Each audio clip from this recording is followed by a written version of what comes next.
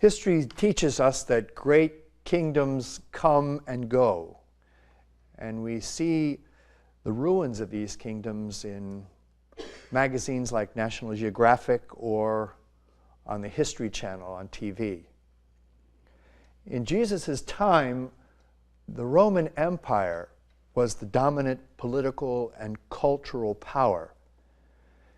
And if Jesus was preaching the kingdom of God, the Pharisees and others wanted to know when he was going to take charge.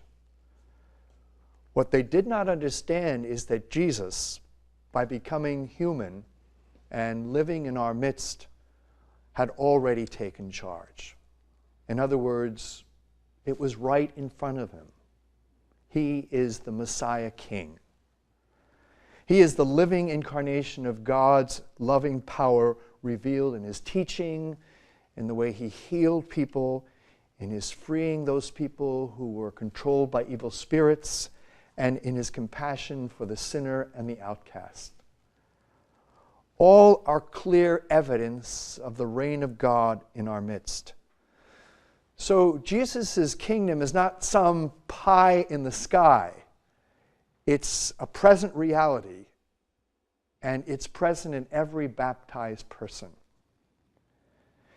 In every age, there are people who get worked up about the final coming of Christ. The recent end of our millennium is an example of this. But instead of focusing on a date in the calendar, we should be focusing on the realities of our everyday life here. To those with eyes to see, the reign of God is already working in other people's lives and in our own.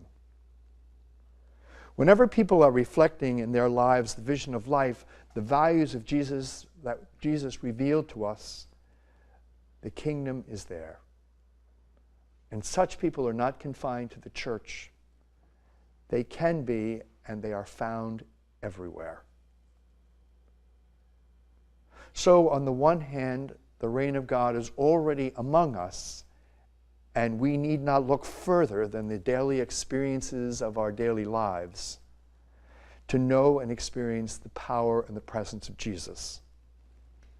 On the other hand, there is a time coming when every tear will be wiped away, and there will be an end to all affliction and all suffering. And that's not for us to decide. That's not something that we need to be anxious about. The great pyramids of Egypt had to be rediscovered beneath layers of desert sand. This will not happen with Jesus' kingdom. As long as we have faith in him and live that faith to the best of our ability in the midst of the many challenges of our daily life, the kingdom will always be alive in the midst of our humanity. So stand tall. You are the kingdom.